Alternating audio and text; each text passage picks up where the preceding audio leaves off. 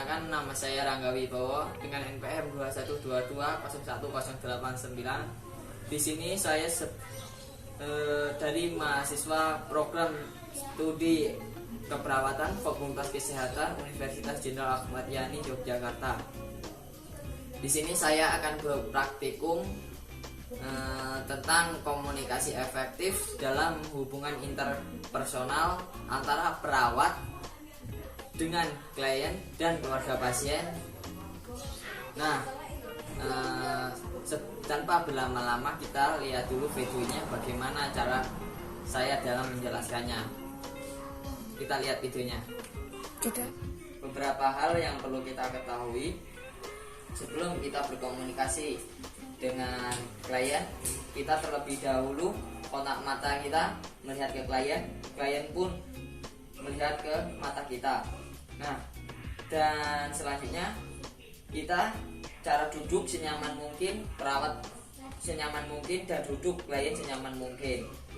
Nah, dan selanjutnya harus ada sikap terbuka agar hubungan kekeluargaan dan silaturahmi itu terbangun. Nah, dan perlu yang kita ketahui sebelum kita berkomunikasi dengan klien, kita berjabat tangan atau salam kepada klien agar rasa saling kepercayaan itu terwujud. Assalamualaikum Pak. Benarkah ini dengan Bapak Siva? Nah, perkenalkan Pak, nama saya perawat Rangga Wibowo. Saya bekerja dari jam 7 pagi hingga jam 2 sore.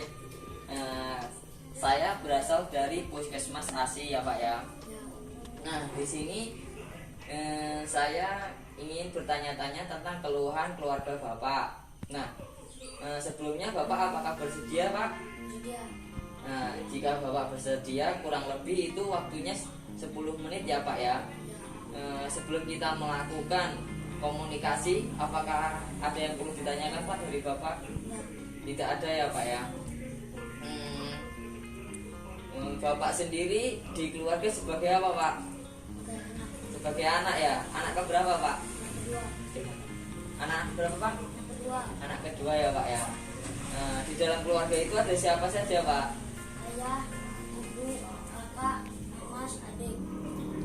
Ibu, ayah, mamas, adik, kakak, abi ya Pak ya. Nah, di dalam keluarga itu ibu bapak itu sering mengeluhkan apa Pak?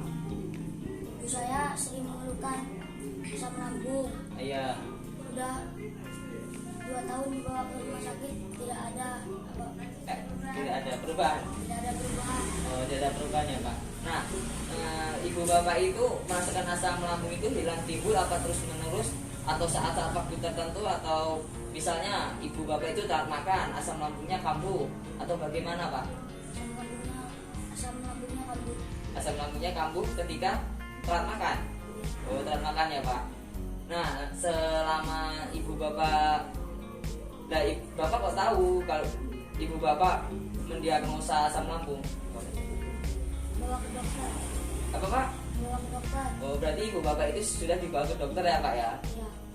Nah, metode pengobatan apa saja Pak yang dilakukan di saat ibu bapak mendiagnosa asam lambung tersebut Pak? Diberi obat, diberi jamu. Oh, diberi jamu. Nah, obat itu dari siapa Pak? Dari dokter ya Pak ya? Ya. Dan diberi jamu juga. Ya. Berarti ramuan herbal Pak ya? Ya. Nah, ramuan herbal itu apa saja Pak? Bahan-bahan yang terdiri di dalam ramuan itu? Bahan-bahannya kunyit, jahe, serai,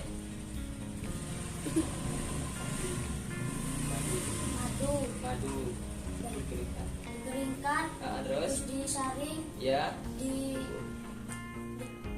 ditumbuk, terus direbus, direbus, didinginkan, terus diminumkan. lalu diminumkan ya Pak ya.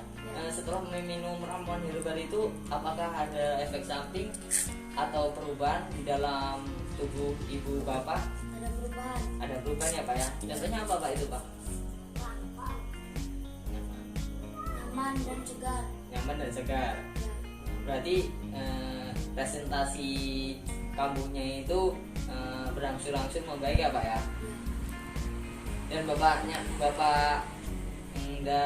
bapak beliau sendiri mengeluhkan apa Pak di dalam rumah itu? Darah tinggi ya Pak ya. Sudah dibawa ke dokter selama 2 tahun tidak ada hasil apapun. Bapak tahu jika bapak Anda mengeluhkan darah tinggi, didiagnosa darah tinggi? Tidak dibawa ke dokter. Sudah dibawa ke dokter ya Pak ya. Dan kata dokter apa Pak? Mempunyai darah tinggi ya Pak ya. Ya.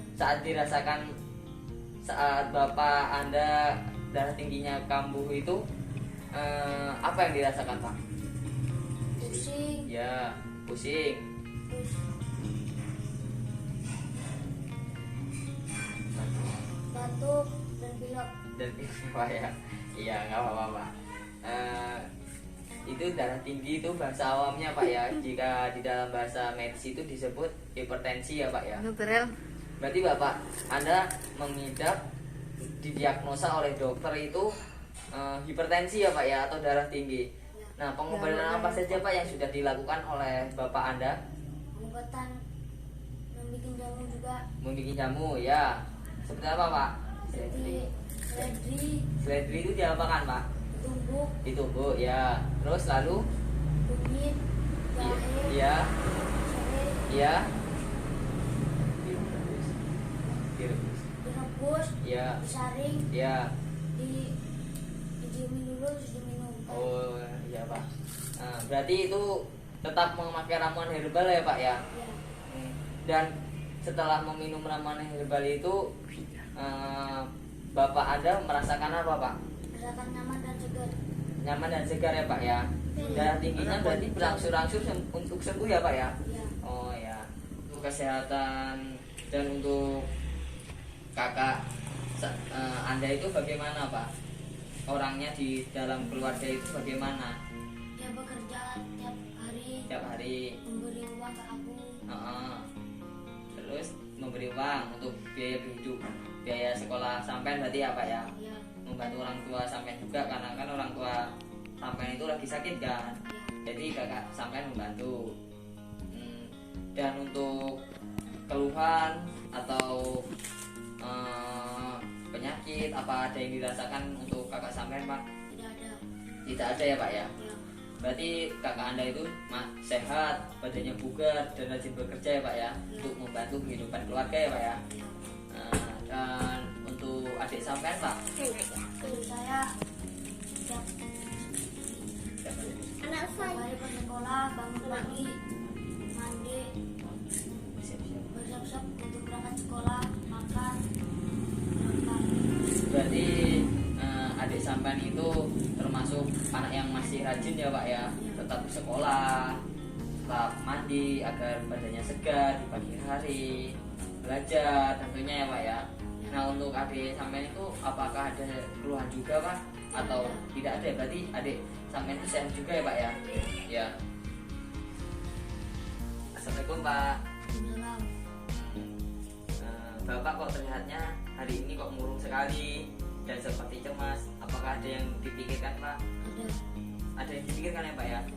Kalau boleh saya tahu, Bapak boleh cerita sedikit kepada saya. Siapa tahu saya bisa memberikan saran dan teman bicara Bapak. Saya di sekolah nilainya sangat jelek. Ya. Habis ulang ini terlihat jelek kali nilainya. Sehingga saya cemas dan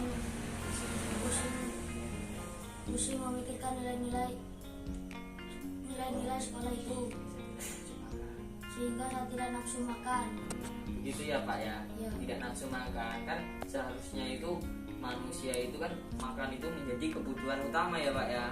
Seharusnya itu Bapak makan, belajar lebih giat lagi agar nilai di semester yang akan mendatang itu nilainya semakin bagus. Nah, untuk cita-cita sendiri Bapak ingin menjadi apa Pak? Polisi. Menjadi polisi apa ya, menjadi abdi negara. Polisi itu suatu kebanggaan Pak. Bapak harus diperjuangkan cita-cita sampean ya Pak ya. Nah, selanjutnya apakah Bapak tahu tujuannya saya di sini itu untuk apa? screening dan melakukan kesehatan keluarga dan melakukan pemeriksaan kesehatan keluarga saya. Nah, kalau Bapak sudah tahu, saya berterima kasih ya Pak ya. Di sini kan saya tadi berkomunikasi atau berscreening ya Pak ya. Tujuannya saya di sini untuk pertanyaan-pertanyaan dan jawaban-jawaban dari Bapak itu akan saya jadikan data-data untuk di puskesmas ya Pak ya. Nah, jika Bapak berkenan, saya 3 hari lagi akan kesini lagi ke rumah Bapak. Tujuannya untuk melakukan pemeriksaan kesehatan keluarga Bapak ya Pak ya, agar keluarga Bapak itu kesehatannya terus meningkat ya Pak ya. Nah, sebelum saya mengundurkan diri, apakah Bapak ada pertanyaan? Tidak. Baik, bila tidak ada pertanyaan, saya mengundurkan diri ya Pak ya. Bila nanti ada pertanyaan atau ada keluhan di keluarga, bisa hubungi saya di nomor telepon yang tadi sudah disimpan kan Pak. Ya, jika saya rasa semuanya udah cukup ya Pak ya. Saya pamit undur diri Pak. Assalamualaikum Pak.